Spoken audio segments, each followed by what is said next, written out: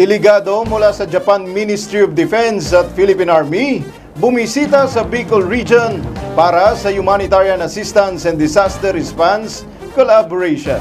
Ang detalye ihatid ni Eden Florita.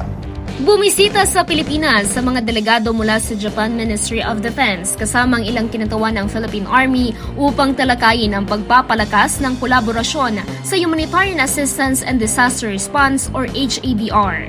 Setyembre 5, araw ng Huwebes, nagtungo rin ang mga delegado sa Bicol Region, partikular sa probinsya ng Albay, kasama ang mga kasundaluhan ng 9th Infantry Division upang masuri ang mga lugar at talakayin ang mga hakbang sa disaster preparedness, risk mitigation at collaborative response.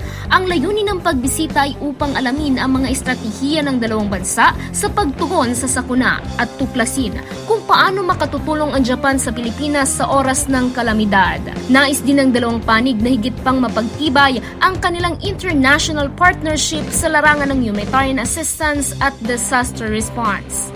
Ang pagbisitang ito ay malinaw na indikasyon ng patuloy na lumalawak na kooperasyon sa pagitan ng Philippine Army at Japan Ministry of Defense sa pagtugon sa mga sakuna lalo na sa panahon ng pangangailangan. Kapayapaan para sa lahat.